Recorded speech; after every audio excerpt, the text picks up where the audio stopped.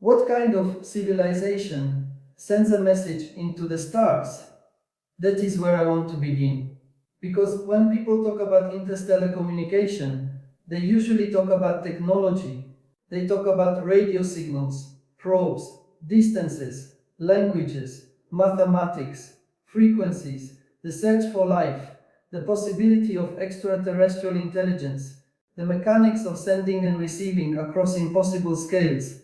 Those are important questions. But in Garden of Wisdom, I argue that the deeper question comes before all of them.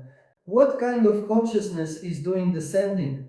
Because every message carries more than information.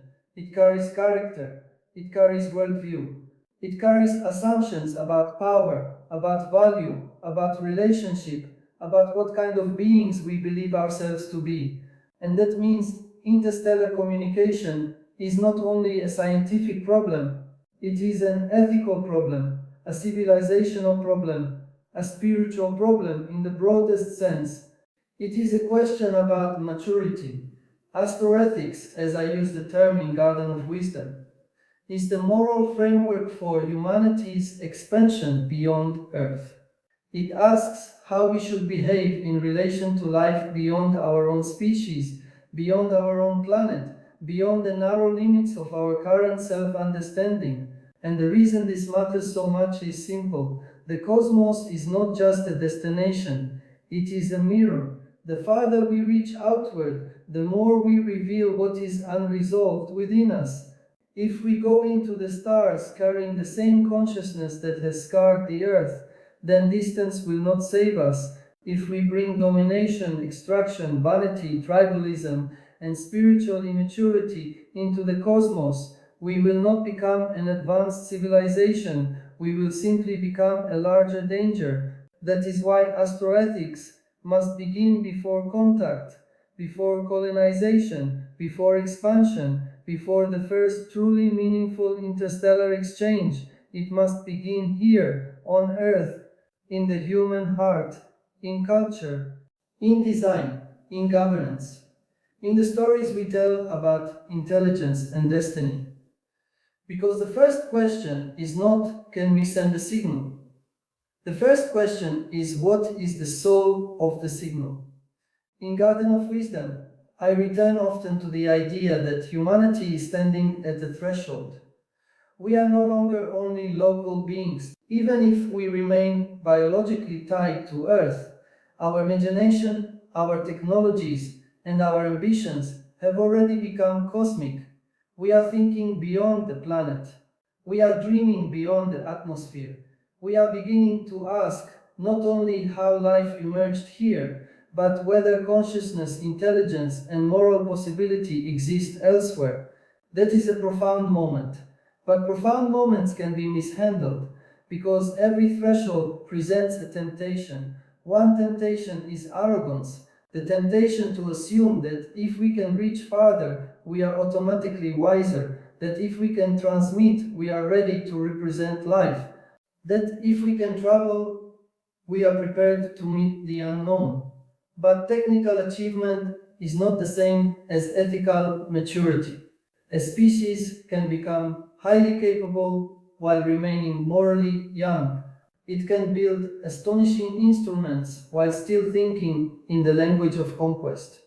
It can search for other intelligences while barely understanding its obligations to the life already around it. So, Astroethics asks us to slow down and ask a humbling question. If another intelligence were to encounter humanity through our systems, our signals, our politics, our treatment of one another, our treatment of the earth, what would it conclude about us? Would it see a species becoming wise or a species becoming powerful without wisdom? Would it see care or appetite? Would it see stewardship or expansion for its own sake? Would it see reverence for life or only the drive to convert everything into resource, territory, and advantage? These are not science fiction questions. They are moral questions. And in Garden of Wisdom, I believe they are central because the search for extraterrestrial intelligence is also a search for standards. It forces us to imagine intelligence outside ourselves. And once we do that, we begin to see how provincial many of our assumptions have been. We begin to realize that intelligence may not be measured only by speed, force, or dominance. Perhaps truly advanced intelligence is not more controlling, but more integrated. Not more aggressive, but more responsible. Not more extractive, but more harmonized with life. This is one of the deepest possibilities in the cosmic vision of Garden of Wisdom, that higher intelligence may be inseparable from higher ethics, that consciousness does not truly advance by increasing power alone, but by refining its relationship to the whole. And if that is true, then interstellar communication is not merely a technical exchange of signals, it is a meeting of moral worlds. And that changes everything. Because then the question is not simply can we speak, it becomes what do we say? How do we say it? From what level of consciousness do we speak? Do we arrive as exploiters, as children, as fearful tribes, armed with superior tools? Or do we arrive as participants in a living cosmos, capable of humility, curiosity, and responsible encounter? This is why humility is one of the first principles of Astroethics. Humility does not mean weakness, it does not mean self-erasure, it means proportion. It means remembering that we are not the center, that human history, vast as it feels to us, may be a very small chapter in a much larger unfolding, that intelligence may exist in forms, degrees, and moral conditions that challenge our categories completely. Humility protects us from one of the oldest civilizational diseases, the belief that power gives the right to define reality for everyone else. Astroethics says no. The cosmos is not ours to dominate, simply because we can reach it. Other intelligences, if they exist, would not be objects for our ambition. Unknown worlds would not be blank slates for projection. Communication would not be a trophy, it would be a responsibility. Now let us go deeper. In Garden of Wisdom, I connect astroethics to the broader theory of life-driven evolution. Life, as I describe it there, tends to grow in love and light. It moves toward greater awareness, greater relationship, greater capacity for participation in the living whole. If that is so, then interstellar communication is not merely a technological breakthrough, it is part of life's attempt to widen its own field of relation. That is a stunning thought. It means that when intelligence reaches outward, it may not only be searching, it may be answering something, it may be participating in a larger cosmic web, already alive with possibility. And if all life forms, known and unknown, exist within that web, then contact itself cannot be understood only in political or strategic terms. It must be understood relationally. Communication becomes a sacred event, not because it is magical, but because it is magical, but because it is involves the meeting of centers of being, centers of perception, centers of value, centers of consciousness. And whenever such meeting becomes possible, ethics becomes unavoidable. How do we approach the unknown without violating it? How do we remain curious without becoming invasive? How do we communicate without assuming superiority?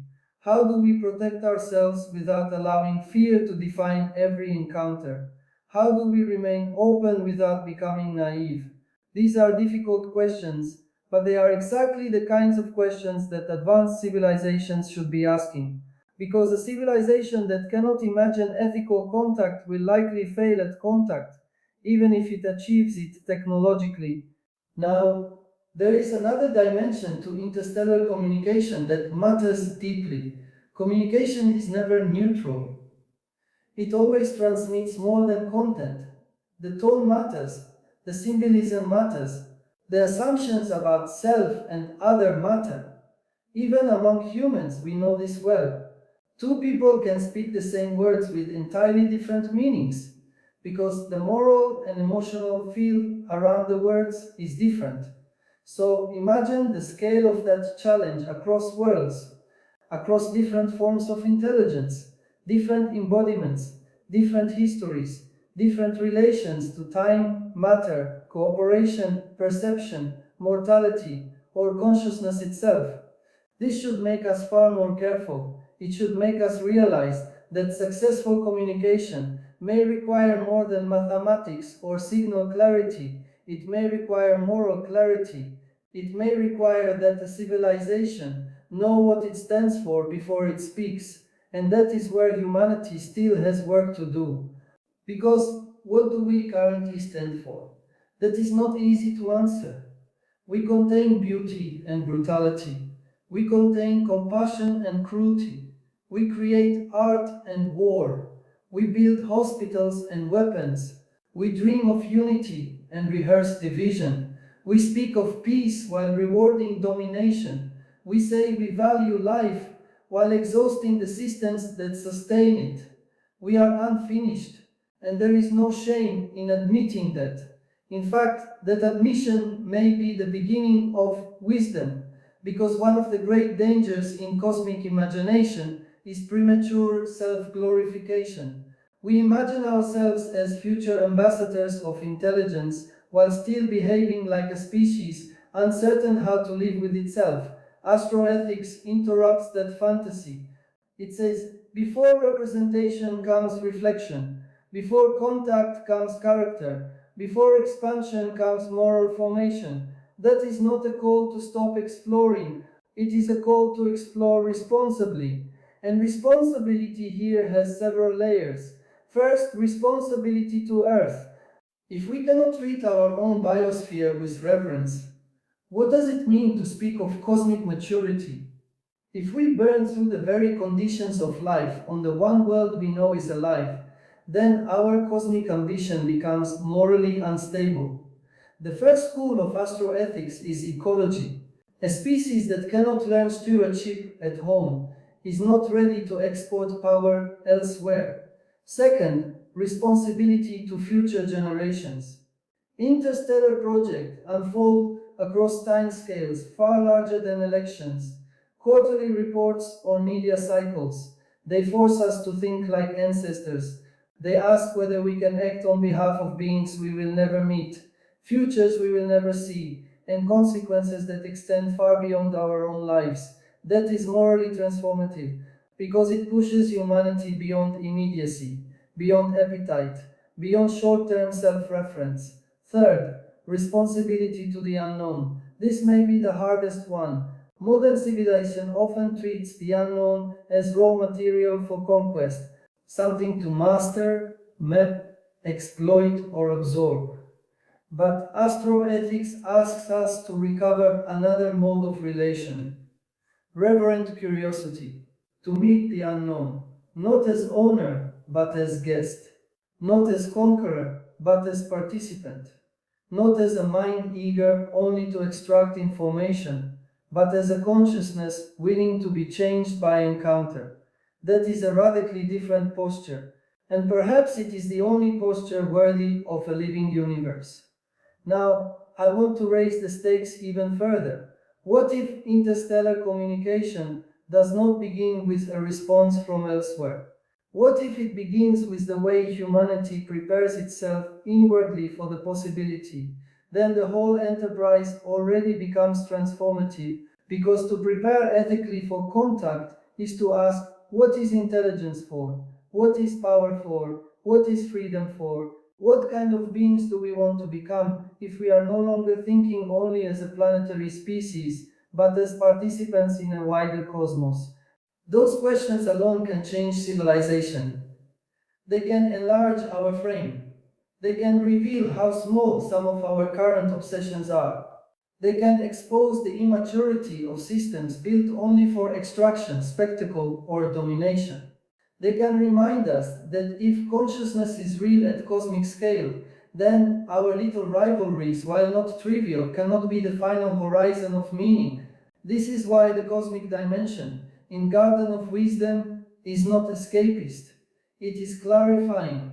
It helps us see Earth more truthfully, humanity more truthfully, technology more truthfully, because once we place ourselves against the backdrop of a living universe, arrogance becomes less plausible, so does nihilism. We begin to sense that we are neither the center of everything nor meaningless fragments in a dead void. We are participants, emerging participants, still learning, still choosing, still capable of becoming worthy or unworthy of the powers now in our hands. And that is why interstellar communication cannot be reduced to engineering. It is really a test of civilization. Can we speak without domination? Can we imagine intelligence without projecting our own pathologies onto it? Can we widen our circle of care beyond tribe, nation, and species? Can we become coherent enough inwardly that what we send outward is not merely noise amplified by technology? Those are the real questions. Let me ask one directly. If humanity made contact tomorrow, what version of itself would it be introducing? The frightened version? The competitive version? The extractive version? The performative version? Or the wiser version, still struggling to be born? In Garden of Wisdom, I argue that the answer depends on whether we learn to guide power with love and light, whether we understand that life grows through greater consciousness, greater relation, greater participation in the cosmic web, whether we accept that choice remains central, that even in a universe with deep order, we are still given permission to choose what kind of civilization we will become. And that perhaps is the deepest ethical core of all interstellar communication. It is not first about what is out there, it is about what is awakening here. Because the stars do not only invite us to travel, they invite us to mature. They ask whether we can become a species capable not merely of sending messages farther, but of carrying wisdom farther, not merely of reaching outward, but of deepening inward, not merely of finding others, but of becoming worthy of encounter. That is astroethics, and that is why the cosmic future begins long before the first reply. It begins with the moral quality of the voice we are becoming, as above, so below. In Garden of Wisdom, I argue that astroethics begins with the choice to become a civilization whose intelligence is guided by humility, stewardship, and reverence for life, so that any message we send into the cosmos carries not only knowledge, but wisdom.